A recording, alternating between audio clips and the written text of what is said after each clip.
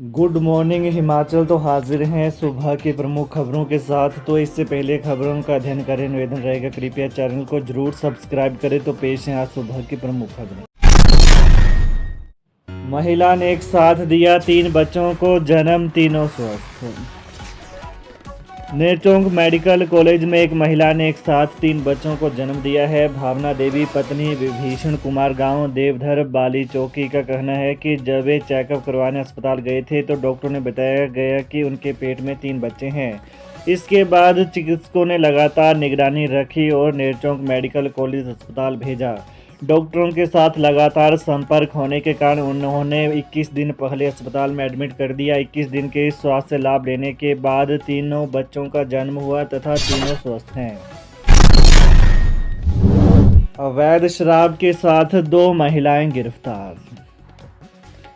कुल्लू जिला में पुलिस ने हुरला में 2 महिलाओं को 9 लीटर अवैध शराब के साथ गिरफ्तार किया है। महिलाओं के खिलाफ पुलिस ने आबकारी अधिनियम के तहत मामले दर्ज कर छानबीन शुरू कर दी है। पुलिस के अनुसार गुप्त सूचना के आधार पर इन महिलाओं के घरों में पुलिस ने रेड की तो एक महिला के घर में 5 लीटर और दूसरी के घर में 4 लीटर अवैध शराब बरामद हुई। एसपी डॉक्टर कार्तिकेयन गोकुल चंद्रन ने मामले के दर्ज होने की पुष्टि की है।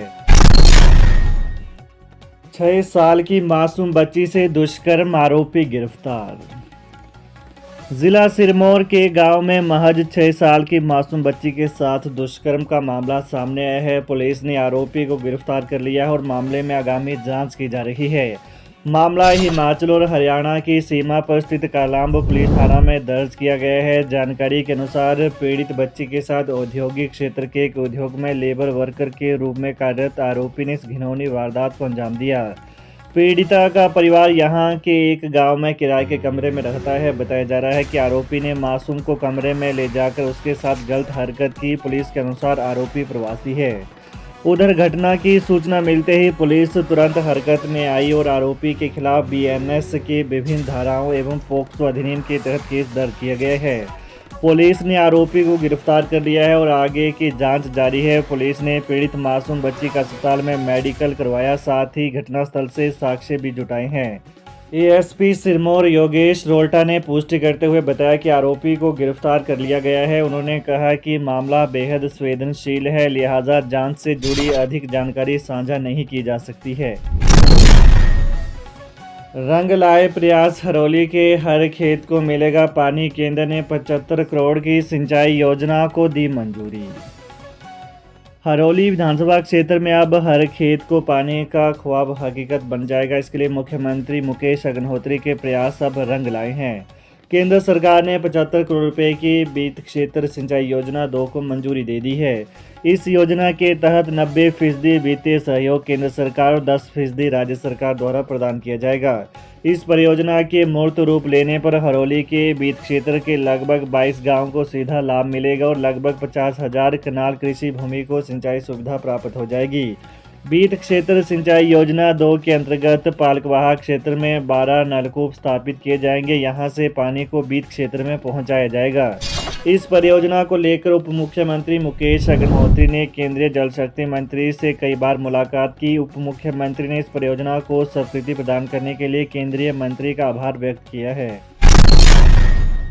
पहली से स्कूलों में ऑनलाइन अटेंडेंस, यहां चेक होगी हाजिरी। समय से पहले जाने पर बजेगा अलार्म। हिमाचल प्रदेश के स्कूलों में कार्यरत शिक्षकों और छात्रों की 1 अप्रैल से हाजिरी अब पूरी तरह से ऑनलाइन लगेगी। यानी स्कूलों में 1 अप्रैल से हाजिरी का मैनुअल सिस्टम पूरी तरह से बंद हो जाएगा। इसके तहत प्रदेश के करीब 17,000 शिक्षक विद्या समीक्षा केंद्र के जरिए ऑनलाइन हाजिरी लगाएंगे। शिक्षा सचिव राकेश कंवर ने इस संबंध में निर्देश जारी किए थे, जिसके बाद अब अप्रैल से हर हाल में यह फैसला लागू होगा। यह व्यवस्था के लागू होने पर शिक्षक स्कूलों से बंक नहीं मार पाएंगे। इसके लिए विद्या समीक्षा केंद्र ने शिक्षक व अन्य स्टाफ की ट्रैकिंग के लिए सॉफ्टवेयर बनाया है। इस सॉफ्टवेयर के जरिए शिक्षकों की हाजिरी स्कूल परिसर में पहुंचने पर ही लगेगी। अधिकारियों के सेवा विस्तार पर नेता प्रतिपक्ष जयराम ठाकुर ने घेरी सरकार। नेता प्रतिपक्ष जयराम ठाकुर ने कहा कि जिस प्रकार से प्रदेश में सेवानिवृत्त अधिकारियों को सेवा विस्तार मिल रहा है, यह वर्तमान सरकार के वचनों के विपरीत है। सरकार ने जब सत्ता में आना था तब वो कुछ और कहते थे और अब पूरे प्रदेश में हर क्षेत्र में सभी कार्य विपरीत दिशा में ही हो रहे हैं। हाल ही में मुख्य सचिव को भी 6 माह का सेवा विस्तार दिया गया है। पूर्व मुख्यमंत्री संजौली में प्रधानमंत्री के कार्यक्रम मन की बात के बाद मीडिया से बातचीत कर रहे थे। दूसरी तरफ जयराम ठाकुर ने चिंता व्यक्त करते हुए कहा कि जिस प्रकार से प्रदेश में दवा के सैंपल फेल हो रहे हैं, इस पर सरकार को गंभीरता से काम करना चाहिए और एक सशक्त नीति एवं सख्त मापदंडों के साथ दवा उत्पादकों से दवा उत्पादन का कार्य करवाना चाहिए। ज़्यादातर शिक्षक संगठन एक निदेशालय के हक में सरकार के फैसले को बताया सही। अब प्री प्राइमरी से 12वीं कक्षा तक एक ही शिक्षा निदेशालय होगा, जबकि कॉलेज का निदेशालय अलग होगा। यह फैसला राज्य सरकार की कैबिनेट में हुआ है। इसे लेकर प्रदेश के शिक्षक संगठनों ने अपनी अपनी राय दी है। इसमें लगभग सभी संगठनों ने प्रदेश सरकार के इस फैसले को सराहा है, लेकिन सभी संगठनों की इसमें मांग की जा रही है कि निदेशालय का मुखिया एक शिक्षाविद ही होना चाहिए। इससे बेहतर तालमेल स्थापित हो सकेगा। इससे पहली से 12वीं तक अब एक ही क्लस्टर होगा। स्कूलों में 17 दिन ही होंगी खेलें। उच्च शिक्षा विभाग ने 2025-26 के लिए जारी किया शेड्यूल। हिमाचल प्रदेश उच्च शिक्षा विभाग की ओर से वर्ष 2025-26 के लिए खेल प्रतियोगिताओं का वार्षिक शेड्यूल भी जारी कर दिया है। इसमें छात्र एवं छात्रा वर्ग के लिए अलग अलग शेड्यूल भी खेल प्रतियोगिताएं करवाई जाएंगी। इसमें अंडर 19 बॉयज़ की जिला स्तरीय खेल प्रतियोगिताएं 4 सितंबर और गर्ल्स की 6 सितंबर को होगी।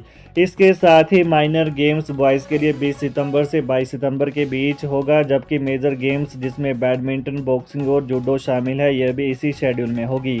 वहीं boys and girls athlete meet 27 सितंबर से 29 सितंबर के बीच होगी। इसके साथ ही बॉयज़ गर्ल्स जिला स्तरीय प्रोग्राम 27 से 30 सितंबर के बीच होगी। मर्ज होंगे कम छात्रों वाले स्कूल कॉलेज।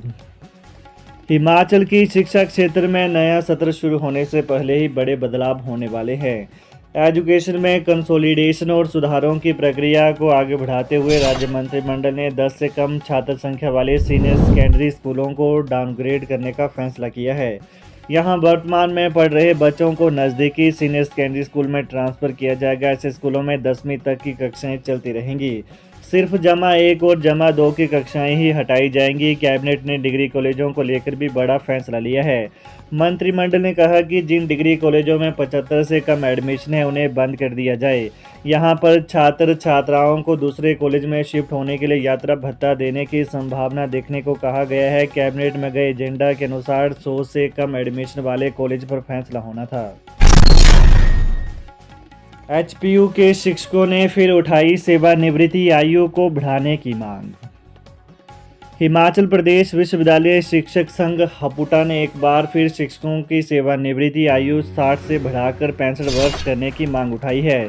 इस मामले को हपुटा के पदाधिकारियों ने विश्वविद्यालय प्रशासन व प्रदेश सरकार के समक्ष उठाया है। हपुटा के अध्यक्ष डॉक्टर एम.एस. ठाकुर व महासचिव डॉक्टर वाई.एस. हारटा ने कहा कि यूजीसी के दिशा निर्देशों के अनुसार अन्य विश्वविद्यालय के आधार पर हिमाचल प्रदेश विश्वविद्यालय के शिक्षकों की सेवानिवृत्ति आयु को 65 वर्ष किया जाना चाहिए। उन्होंने कहा कि विश्वविद्यालय ने भर्ती और पदोन्नति के लिए यूजीसी के दिशा निर्देशों को लागू किया है, जबकि सेवानिवृत्ति आयु की नीतियां अभी भी प्रदेश सरकार के नियमों के तहत चल रही हैं। तो ये रही सुबह की फटाफट ताज़ा खबरें। हिमाचल की ताज़ा खबरों को जानने के लिए कृपया चैनल को अभी सब्सक्राइब करें। धन्यवाद।